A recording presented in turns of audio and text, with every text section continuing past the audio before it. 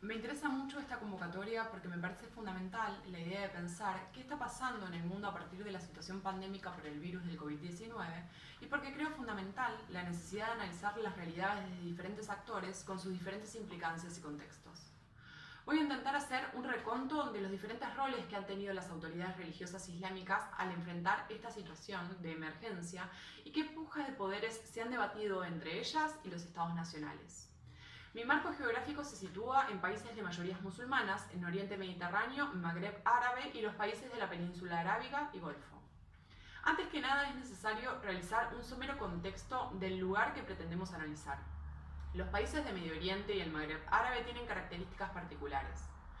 Por un lado, y pese a sus diferencias sustanciales, son países que no cuentan con un sistema de salud fuerte para soportar los embates de la pandemia y que muchos de ellos poseen además graves crisis económicas y o bélicas. Por otro, se trata de regímenes más o menos autoritarios, pero sin duda con una gran intervención del Estado en la regulación de la vida cotidiana.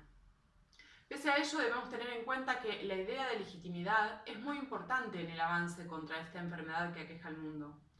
En la mayoría de los países musulmanes de los que hablaremos, los gobiernos están altamente deslegitimados, hecho que los obliga a articular de manera directa con instituciones religiosas oficiales y los ministerios del Estado creados al efecto, y con la intervención de los líderes islámicos locales que acompañen o disuadan a los creyentes acerca del confinamiento y la necesidad de evitar las conglomeraciones o lugares masivos, las peregrinaciones o celebraciones.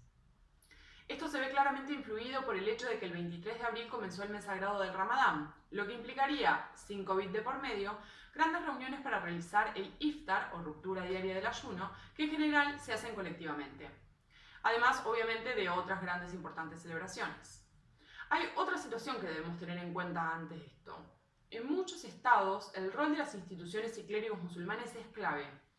Ellos pueden influir en el buen manejo de la pandemia, sea visto como un logro estatal o no. Esto es un arma de doble filo tanto para el Estado como para los líderes musulmanes. Por un lado puede generar por parte del Estado un amplio control entre las cúpulas islámicas y por otro el rol social que tienen las instituciones y líderes locales puede verse acrecentado. Aunque las consecuencias a largo plazo de esta crisis son difíciles de predecir, no hay duda de que afectará la relación entre los clérigos y el Estado. Vamos a tomar 3 casos testigos para ver cuál es la realidad que se ha vivido en cada uno de ellos. Egipto, donde los líderes islamistas son fuente de una gran persecución, aunque hace algunos años el gobierno está generando mecanismos de inclusión. Túnez, por poseer una de las pocas democracias en funcionamiento de la región. Y Yemen, por encontrarse en una situación bélica. Ahora bien, Egipto. Egipto es el país árabe más poblado y es muy interesante ver cómo el presidente al-Sisi ha reaccionado a la amenaza del COVID. Se ha movilizado a las instituciones islámicas del país junto con herramientas más coercitivas como el despliegue militar y las restricciones de los medios. Los actores religiosos han apoyado bastante la política oficial sobre el coronavirus, aunque las reacciones iniciales fueron confusas debido a la línea de salud poco clara que tuvo el gobierno. Inicialmente no se suspendieron las oraciones, aunque sí se los eximía a los fieles de ir y se estableció el permiso de usar desinfectantes con base de alcohol. Recién el 21 de marzo hubo un comunicado conjunto donde las 3 instituciones islámicas más importantes apoyaron un enfoque mucho más enérgico y unificado. Los servicios fueron cancelados, se prohibieron las reuniones en los sitios religiosos como ente fundamental. Pese a la unicidad de criterios, ha sido muy diferente la manera que cada organización ha actuado. El Ministerio de Asuntos Religiosos, claramente parte del Poder Ejecutivo, ha introducido algunos mensajes políticos combinando la lucha contra el extremismo con la lucha contra el virus, haciendo hincapié en el deber de obedecer al Wali al-Amr, un término que generalmente se refiere al gobernante y las autoridades políticas legítimas, e incluso, en una ocasión, vinculó al virus con los hermanos musulmanes. Mientras tanto, las otras 2 instituciones islámicas estatales, que tienen un mayor grado de autonomía que el ministerio, han tendido a evitar cualquier mensaje político explícito, más allá de ordenar a los fieles que sigan las instrucciones de los funcionarios de salud pública, enfatizando así experiencias en lugar de autoridad política. Por otro lado tenemos a Túnez. Túnez representa uno de los pocos estados de mayorías musulmanas de carácter democrático. La relación del Estado tunecino con las instituciones islámicas está regida por la participación popular en el gobierno y esencialmente la inclusión política del poderoso partido islamista Ennahda.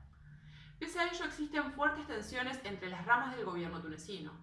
Un ejemplo de ello es el hecho de que el actual presidente del Parlamento del Ennahda se ha resistido a otorgarle poderes especiales al primer ministro para enfrentar la crisis del coronavirus, alegando que sentaría peligrosos precedentes. Pese a la puja entre los poderes seculares y religiosos, las instituciones religiosas estatales se han movilizado para persuadir a los ciudadanos de alterar drásticamente las prácticas y servicios religiosos para detener el contagio viral. Los partidos islamistas también han respaldado las decisiones del gobierno, que eliminaron las oraciones de los viernes, cerraron mezquitas y prohibieron los ritos funerarios islámicos como el lavado de los fallecidos y la realización de la oración fúnebre. La población ha acatado mayormente la normativa emanada del Ejecutivo, a excepción de algunos grupos de fieles, que algunos observadores reconocen como salafistas, que han llamado a la congregación y a la intervención divina contra el COVID. La aceptación de las acciones restrictivas del gobierno sobre prácticas y servicios religiosos se debe principalmente a los precedentes religiosos.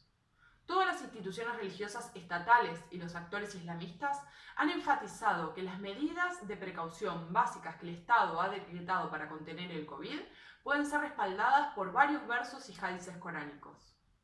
A pesar de este consenso general, algunos islamistas están utilizando la pandemia para generar puntos políticos contra el gobierno.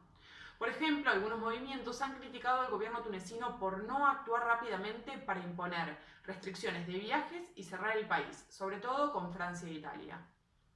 También es interesante destacar el rol de las organizaciones caritativas islámicas que están movilizándose para dar respuesta en los lugares donde el gobierno no llega. Yemen, por otro lado, es el país más pobre del mundo árabe y es considerado el lugar de mayor desastre humanitario del mundo. Se encuentra en la situación opuesta al de Túnez. Destrozada por años de guerra civil, un bloqueo saudí emiratí, brotes de cólera, hambruna, un sector de la salud diezmado y más recientemente una plaga de langostas, Yemen es especialmente vulnerable. Al día 3 de mayo se registran 7 casos de COVID y 2 muertes por coronavirus. Es destacable que la coalición que lidera Arabia Saudita decretó unilateralmente un alto al fuego que fue extendido al inicio del mes de Ramadán por 30 días. Así, ante la amenaza inminente de contagio, algunos clérigos musulmanes y las instituciones islámicas, a través de las divisiones políticas e ideológicas, se han movilizado de manera difusa para restringir el contacto público y la exposición de sus fieles, al prohibir las oraciones grupales, ordenar a las personas que permanezcan en sus hogares y detener todas las ceremonias religiosas. Sin embargo, esta movilización se ve obstaculizada por rivalidades entre facciones y religiones, y lo que es más importante, por el estado fracturado de Yemen y la incapacidad de sus centros de poder competidores para hacer cumplir las medidas de salud pública. Rápidamente, algunos clérigos y líderes religiosos intentaron prohibir los rezos colectivos de los viernes. Además, el Ministerio de Dotaciones, que es parte del gobierno internacionalmente reconocido en la ciudad de Adén, prohibió las oraciones comunales el 22 de marzo.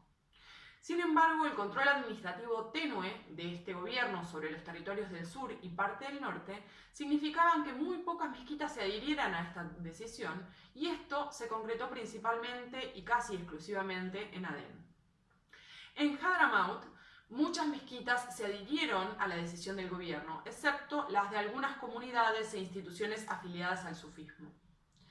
Este impulso hacia la oración y la piedad intensificada en lugar de medidas de saneamiento y salud es evidente en otros movimientos y sectas islámicas yemeníes.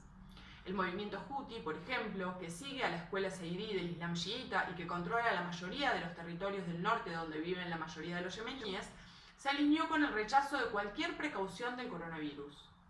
Los Houthis controlan su área estrechamente, por lo que evitan la fragmentación de la respuesta basada en la religión que ocurría en las otras áreas. Solo las escuelas y las fronteras territoriales habían sido cerradas y no las reuniones religiosas. Quiero agradecer y espero que este somero análisis pueda servir para interrogarnos un poco más acerca del rol fundamental de los actores no estatales y particularmente de los religiosos en el área doméstica e internacional. Muchas gracias.